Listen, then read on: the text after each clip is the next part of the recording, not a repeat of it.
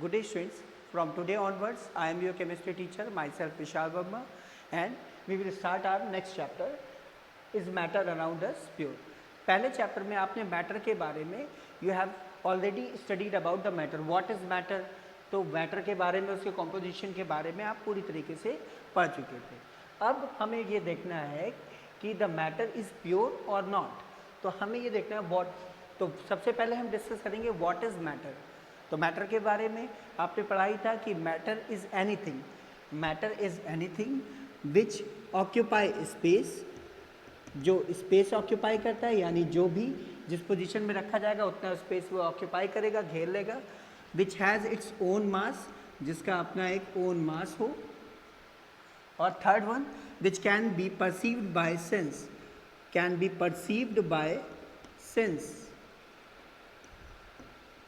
Perceived bye sense. Clear है? तो वो हो गया था मैटर। अब देखिए क्या है, तो मैटर के बारे में बात करेंगे तो मैटर दो टाइप के होंगे, एक होगा प्योर मैटर और एक हो गया इम्प्योर मैटर, या हम ये कह सकते हैं कि प्योर सब्सटेंस और इम्प्योर सब्सटेंस। तो पहले हम प्योर सब्सटेंस से स्टार्ट करते हैं कि व्हाट इज प्योर सब्सटेंस।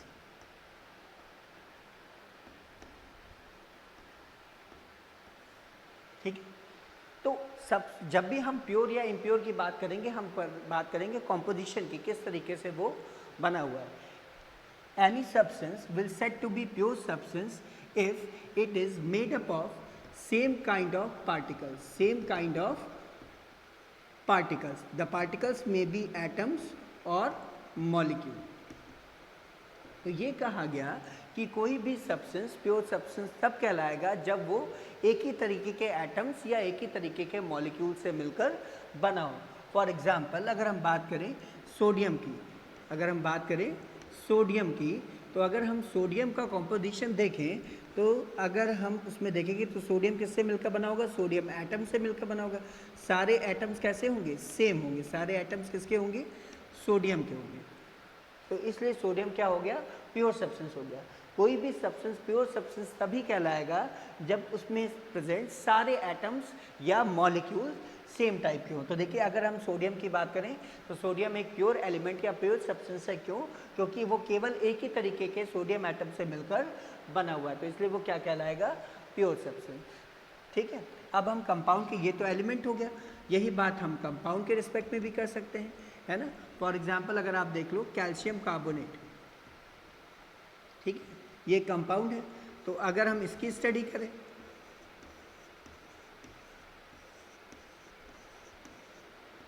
तो हर एक,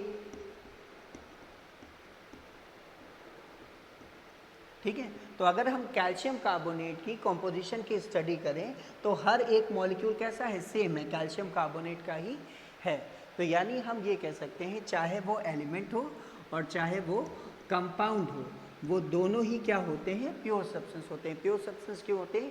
क्योंकि एलिमेंट जो है वो एक ही तरीके के एटम से मिलकर बना होता है और कंपाउंड जो है वो एक ही तरीके के मॉलिक्यूल से मिलकर बना होगा।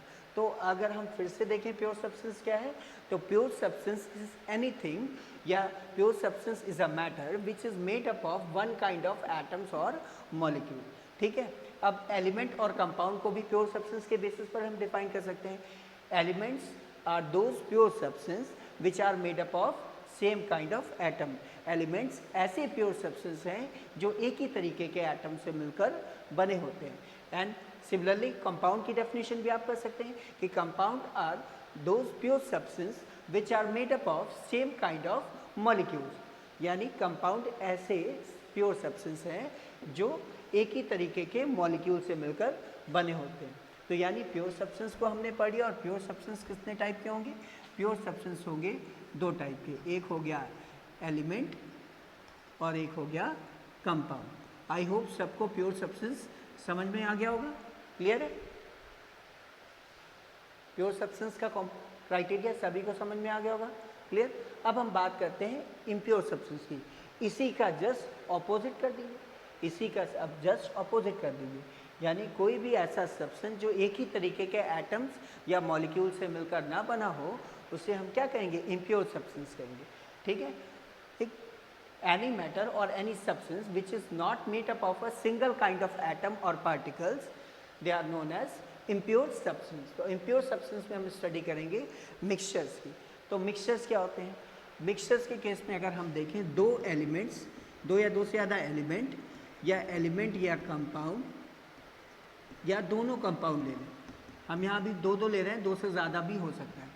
तो मिक्सचर क्या होता है? दो या दो से ज़्यादा एलिमेंट्स या एलिमेंट या कंपाउंड या दो या दो से ज़्यादा कंपाउंड्स को जब हम किसी भी रेशियो में मिला करते हैं तो वो क्या बन जाता है? मिक्सचर बन जाता है। तो mixture is a impure substance which can be prepared by adding two elements और कंपाउंड्स और एलिमेंट और compound in any ratio, it will form mixture.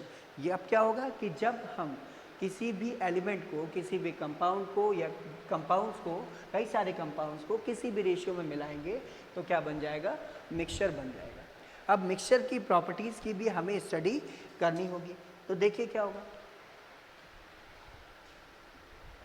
ठीक, mixture do not have any fix composition. Mixture में कोई भी fix composition नहीं होगा। जैसे मानिए आप आयरन और सल्फर का मिक्सचर बना रहे हैं तो आयरन पाउडर ले लीजिए और सल्फर पाउडर ले लीजिए और किसी भी रेशियो में, किसी भी क्या कहते हैं, प्रपोर्शन में आप उनको मिलाएंगे तो आपका मिक्सचर बन जाएगा। ठीक है। अब देखिए क्या होता है कि ये कहा गया दूसरी प्रॉपर्टीज़ की कि मिक्सचर जो है, the components of the mixtures can be separated by using simple physical method. Simple physical methods का यूज़ करके आप इनके कंपोनेंट्स को सेपरेट कर सकते हैं। तो देखो जैसे आयरन और सल्फर है तो हम क्या करें, एक वॉश ग्लास में आयरन और सल्फर का पाउडर ले लें और यहाँ पर हम मैग्नेट लेके आए तो आयरन के पार्टिकल क्या होंगे? मैग्नेट से अट्रैक्ट कर जाएंगे, मैग्नेट से चिपक जाएंगे और नीचे क्या रह जाएगा? सल्फर रह जाएगा। तो आसानी से सिंपल प्रोसेस से हमने आयरन और मैग्नेट को सेपरेट कर लिया। ये प्रोसेस कहलाई मैग्नेटिक सेपरेशन। तो यानी जो भी मिक्सचर में जो भी कॉन्स्टिट्यूएंट्स होते हैं या कंपोनेंट्स होते हैं उनको सिंपल फिजिकल मेथड से आप क्या कर सकते हैं? सेपरेट कर सकते हैं। थर्ड पॉइंट हमारा जो होगा, मिक्सचर का कंपोजिशन फिक्स नहीं होता है, वो किसी भी रेशियो में क्या कर सकते हैं? ऐड किए जा सकते हैं उसके कंपोनेंट्स को। दूसरी चीज़, मिक्सचर की अपनी खुद की केमिकल प्रॉपर्टीज़ नहीं होती है। Mixtures do not have their own chemical properties. मतलब अगर आप आयरन और सल्फर का मिक्सचर बनाएंगे तो उसमें आयरन की भी सारी प्रॉपर्टीज़ होंगी और सल्फर की भी प्रॉपर्टीज़ होंगी। कोई नई प्रॉपर्टीज़ नहीं होंगी जो आयरन और सल्फर से डिफरेंट हो।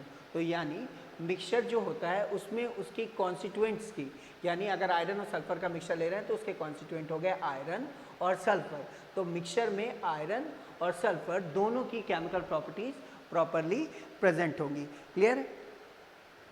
तो अब यहाँ पर देखिए क्या होगा, और मिक्सचर को लास्ट पॉइंट जो है, मिक्सचर को बनाते टाइम कोई भी कंपोनेंट जो है केमिकली कंबाइंड नहीं होता है। यानी अगर हम आयरन और सल्फर का मिक्सचर बना रहे हैं तो कंपोनेंट जो है वो केमिकली आपस में कंबाइन नहीं होंगे, बस आपस में एक दूसरे से मिले रहेंगे। क्लियर है? तो इस तरीके से मैटर में हमने मैटर में प्योर और इम्प्योर सब्सटेंस पढ़ लिया। अब हम पढ़ेंगे क्या? मिक्सचर्स को। तो मिक्सचर्स में हमारा जो नेक्स्ट टॉपिक होगा वो होगा होमोजीनियस और हेट्रोजीनियस मिक्सचर, जिसको हम नेक्स्ट वीडियो में पढ़ेंगे। आई होप आपको ये लेक्चर प्रॉपरली समझ में आ गया होगा। ठीक है, दैट्स इट फॉर टुडे।